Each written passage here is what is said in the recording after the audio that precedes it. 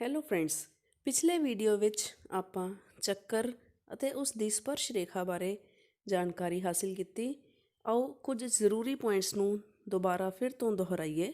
ਪਹਿਲਾ ਪੁਆਇੰਟ, ਚੱਕਰ ਦੀ ਸਪਰਸ਼ ਰੇਖਾ ਅਜਿਹੀ ਸਰਲ ਰੇਖਾ ਹੈ ਜਿਹੜੀ ਕਿ ਚੱਕਰ ਨੂੰ ਕੇਵਲ ਅਤੇ ਕੇਵਲ ਇੱਕ ਹੀ ਬਿੰਦੂ ਉੱਤੇ ਸਪਰਸ਼ ਕਰਦੀ ਹੈ। ਚੱਕਰ ਦੀ ਸੀਕੈਂਟ ਰੇਖਾ ਜਾਂ ਕਾਟਵੀਂ ਰੇਖਾ ਉਦੋਂ ਟੈਂਜੈਂਟ ਜਾਂ ਸਪਰਸ਼ ਰੇਖਾ ਬਣ ਜਾਂਦੀ ਹੈ ਜਦੋਂ ਕਾਟਵੀਂ ਰੇਖਾ ਦੇ ਦੋਵੇਂ ਕਾਟਵੇਂ ਬਿੰਦੂ ਇੱਕ ਦੂਜੇ ਨਾਲ ਕੋਇਨਸਾਈਡ ਕਰ ਜਾਂਦੇ ਹਨ, ਇੱਕ ਦੂਜੇ ਨਾਲ ਮਿਲ ਜਾਂਦੇ ਹਨ। ਤੀਸਰਾ ਪੁਆਇੰਟ, ਉਹ ਬਿੰਦੂ ਜਿੱਥੇ ਚੱਕਰ ਦਾ ਟੈਂਜੈਂਟ ਅਤੇ ਚੱਕਰ ਦੋਵੇਂ ਆਪਸ ਵਿੱਚ ਮਿਲਦੇ ਹਨ, ਜਿਸ ਬਿੰਦੂ ਤੋਂ ਟੈਂਜੈਂਟ ਸਪਰਸ਼ ਰੇਖਾ ਲੰਘਦੀ ਹੈ, ਉਸ ਬਿੰਦੂ ਨੂੰ ਚੱਕਰ ਦਾ ਸਪਰਸ਼ ਬਿੰਦੂ ਕਿਹਾ ਜਾਂਦਾ ਹੈ। ਚੌਥੀ ਗੱਲ, ਚੱਕਰ ਦੇ ਉੱਤੇ ਦਿੱਤੇ ਗਏ ਕਿਸੇ ਇੱਕ ਬਿੰਦੂ ਤੋਂ ਅਸੀਂ ਕੇਵਲ ਇੱਕ ਹੀ ਸਪਰਸ਼ ਰੇਖਾ ਡਰਾਅ ਕਰ ਸਕਦੇ ਹਾਂ, ਇੱਕ ਤੋਂ ਜ਼ਿਆਦਾ ਬਿਲਕੁਲ ਨਹੀਂ। ਪੰਜਵਾਂ ਪੁਆਇੰਟ, ਜਦੋਂ ਅਸੀਂ ਦਿੱਤੇ ਗਏ ਬਿੰਦੂ ਤੋਂ ਇੱਕ ਸਪਰਸ਼ ਰੇਖਾ ਡਰਾਅ ਕਰਦੇ ਹਾਂ, ਉਸੇ ਬਿੰਦੂ ਤੋਂ ਸਪਰਸ਼ ਬਿੰਦੂ ਤੋਂ ਚੱਕਰ ਦੇ ਅੰਦਰ ਵੱਲ ਬਣਿਆ ਹੋਇਆ ਅਰਧ ਵਿਆਸ, ਭਾਵ ਸਪਰਸ਼ ਬਿੰਦੂ 'ਤੇ ਬਣੀ ਸਪਰਸ਼ ਰੇਖਾ ਅਤੇ ਸਪਰਸ਼ ਬਿੰਦੂ 'ਤੇ ਬਣਿਆ ਅਰਧ ਵਿਆਸ ਦੋਵੇਂ ਆਪਸ ਵਿੱਚ ਪਰਪੈਂਡੀਕੂਲਰ ਹੁੰਦੇ ਹਨ, ਲੰਬ ਹੁੰਦੇ ਹਨ ਅਤੇ ਸਪਰਸ਼ ਬਿੰਦੂ ਦੇ ਉੱਤੇ 90 ਡਿਗਰੀ ਦਾ ਕੋਣ ਬਣਾਉਂਦੇ ਹਨ। ਛੇਵਾਂ ਪੁਆਇੰਟ, ਜੇ ਕੋਈ ਬਿੰਦੂ ਚੱਕਰ ਦੇ ਅੰਦਰ ਵਾਲੇ ਪਾਸੇ ਸਥਿਤ ਹੈ ਤਾਂ ਉਸ ਬਿੰਦੂ ਤੋਂ ਕੋਈ ਵੀ ਸਪਰਸ਼ ਰੇਖਾ ਡਰਾਅ ਨਹੀਂ ਕੀਤੀ ਜਾ ਸਕਦੀ, ਬਲਕਿ ਜੋ ਰੇਖਾ ਉਸ ਬਿੰਦੂ ਵਿੱਚੋਂ ਲੰਘੇਗੀ ਉਹ ਚੱਕਰ ਦੀ ਕਾਟਵੀਂ ਰੇਖਾ ਹੋਏਗੀ, ਸੀਕੈਂਟ ਲਾਈਨ ਬਣੇਗੀ। ਸੱਤਵਾਂ ਪੁਆਇੰਟ, ਜੇ ਕੋਈ ਬਿੰਦੂ ਚੱਕਰ ਦੇ ਬਾਹਰ ਵੱਲ ਸਥਿਤ ਦਿੱਤਾ ਹੋਇਆ ਹੈ, ਚੱਕਰ ਤੋਂ ਬਾਹਰ, ਘੇਰੇ ਤੋਂ ਵੀ ਬਾਹਰ, ਤਾਂ ਉਸ ਬਿੰਦੂ ਤੋਂ ਅਸੀਂ ਕੇਵਲ ਅਤੇ ਕੇਵਲ ਦੋ ਹੀ ਸਪਰਸ਼ ਰੇਖਾਵਾਂ ਖਿੱਚ ਸਕਦੇ ਹਾਂ, ਦੋ ਟੈਂਜੈਂਟਸ ਡਰਾਅ ਕੀਤੇ ਜਾ ਸਕਦੇ ਹਨ। ਅਤੇ 8ਵੇਂ ਪੁਆਇੰਟ ਵਿੱਚ ਦੱਸਿਆ ਗਿਆ ਹੈ ਕਿ ਇਹਨਾਂ ਦੋਨਾਂ ਟੈਂਜੈਂਟਸ ਦੀ ਲੰਬਾਈ, ਜਿਹੜੇ ਕਿ ਚੱਕਰ ਦੇ ਬਾਹਰੀ ਬਿੰਦੂ ਤੋਂ ਬਣਾਏ ਗਏ ਹਨ, ਇਹਨਾਂ ਦੀ ਲੰਬਾਈ ਆਪਸ ਵਿੱਚ ਬਰਾਬਰ ਹੋਏਗੀ। ਲਾਸਟ ਪੁਆਇੰਟ 9ਵਾਂ, ਕਿ ਕੋਈ ਰੇਖਾ ਖੰਡ PQ ਚੱਕਰ ਦੇ ਅੰਦਰ ਬਣਾਇਆ ਗਿਆ ਹੈ ਅਤੇ ਉਹ ਚੱਕਰ ਨੂੰ ਦੋ ਬਿੰਦੂਆਂ P ਅਤੇ Q ਉੱਤੇ ਟੱਚ ਕਰ ਰਹੀ ਹੈ, ਉਹ ਰੇਖਾ ਚੱਕਰ ਨੂੰ ਛੂੰਹਦੀ ਹੈ, ਤਾਂ ਅਜਿਹੀ ਰੇਖਾ ਨੂੰ ਅਸੀਂ ਚੱਕਰ ਦੀ ਸਪਰਸ਼ ਰੇਖਾ ਜਾਂ ਸੀਕੈਂਟ ਲਾਈਨ ਆਖਦੇ ਹਾਂ। ਇਹ ਤਾਂ ਸਨ 9 ਗੱਲਾਂ ਚੱਕਰ ਬਾਰੇ, ਉਸ ਦੇ ਟੈਂਜੈਂਟ ਬਾਰੇ ਅਤੇ ਉਸ ਦੀ ਸੀਕੈਂਟ ਲਾਈਨ ਬਾਰੇ। ਆਓ ਹੁਣ ਇਹਨਾਂ ਸਾਰੀਆਂ ਗੱਲਾਂ ਨਾਲ ਸੰਬੰਧਿਤ ਕੁਝ ਸੋਲਵਡ ਐਗਜ਼ਾਮਪਲਸ ਹੱਲ ਕਰਨ ਦੀ ਕੋਸ਼ਿਸ਼ ਕਰੀਏ। ਨਾਓ ਵੀ ਸੋਲਵ ਸਮ ਐਗਜ਼ਾਮਪਲਸ।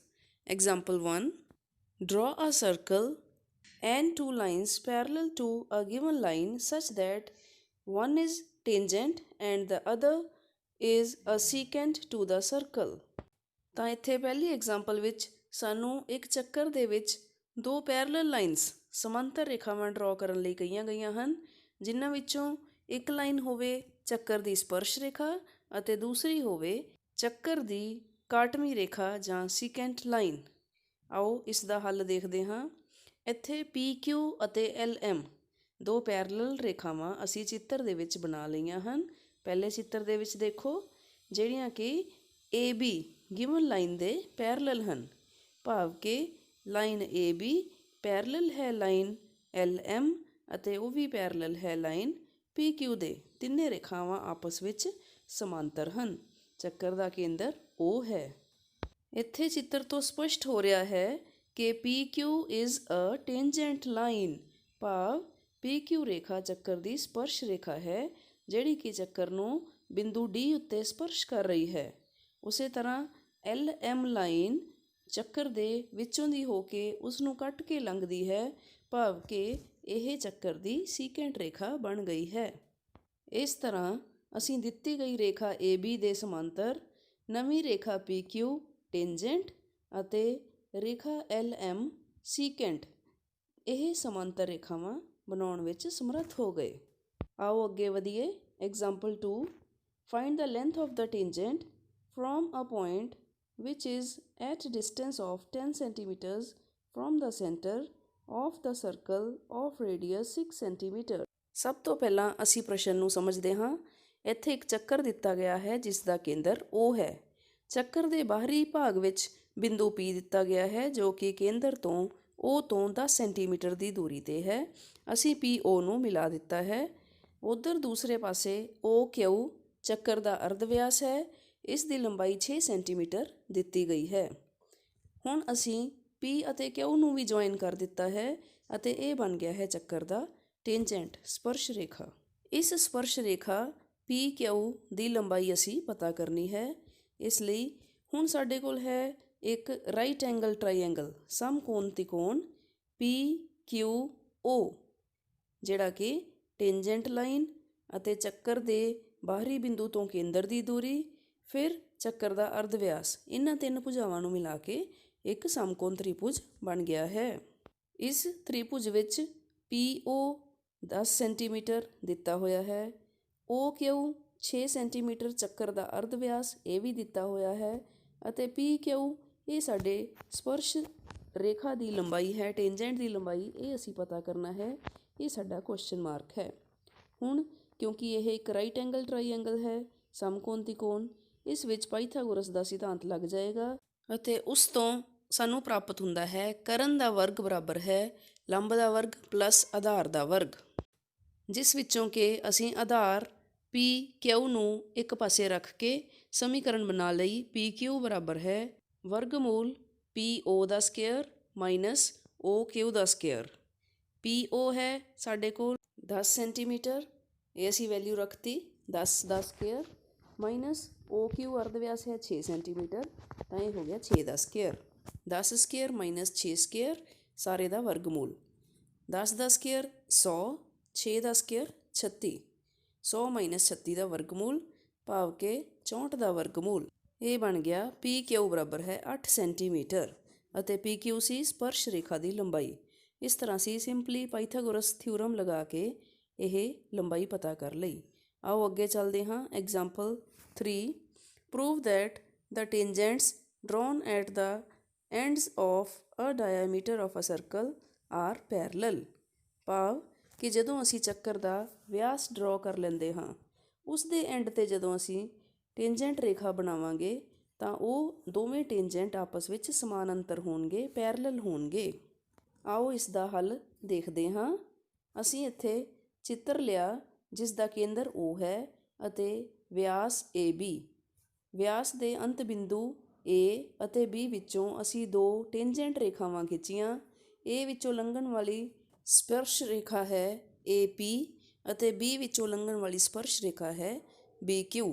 ਅਸੀਂ ਸਿੱਧ ਕਰਨਾ ਹੈ ਕਿ AP ਅਤੇ BQ ਆਪਸ ਵਿੱਚ ਸਮਾਨ ਅੰਤਰ ਹਨ, ਪੈਰਲਲ ਹਨ। ਹੁਣ ਅਸੀਂ ਪਿੱਛੇ ਪੜ੍ਹਿਆ ਸੀ ਕਿ ਸਪਰਸ਼ ਰੇਖਾ ਚੱਕਰ ਦੇ ਕੇਂਦਰ ਦੇ ਨਾਲ 90 ਡਿਗਰੀ ਦਾ ਕੋਣ ਬਣਾਉਂਦੀ ਹੈ, ਮਤਲਬ ਕੋਣ OAP ਇਹ 90 ਡਿਗਰੀ ਦਾ ਹੋਵੇਗਾ। ਇਸੇ ਤਰ੍ਹਾਂ ਦੂਜੀ ਸਪਰਸ਼ ਰੇਖਾ ਲਈ ਵੀ ਕੋਣ OBQ ਇਹ ਵੀ 90 ਡਿਗਰੀ ਦਾ ਹੋ ਜਾਏਗਾ। ਹੁਣ ਅਸੀਂ ਇਹਨਾਂ ਦੋਨਾਂ ਲਾਈਨਾਂ ਨੂੰ, ਸਮੀਕਰਨਾਂ ਨੂੰ ਆਪਸ ਵਿੱਚ ਜੋੜ ਲੈਂਦੇ ਹਾਂ। ਖੱਬੇ ਪਾਸੇ ਵਿੱਚ ਖੱਬਾ ਪਾਸਾ ਜੁੜੇਗਾ ਅਤੇ ਸੱਜੇ ਹੱਥ ਵਿੱਚ ਸੱਜਾ ਪਾਸਾ ਜੁੜੇਗਾ, ਭਾਵ ਕਿ ਇਹ ਬਣ ਗਈ ਨਵੀਂ ਸਮੀਕਰਨ ਕੋਣ OAP ਪਲੱਸ ਕੋਣ OBQ ਬਰਾਬਰ ਹੈ 90 ਪਲੱਸ 90 ਬਣ ਗਿਆ 180 ਡਿਗਰੀ।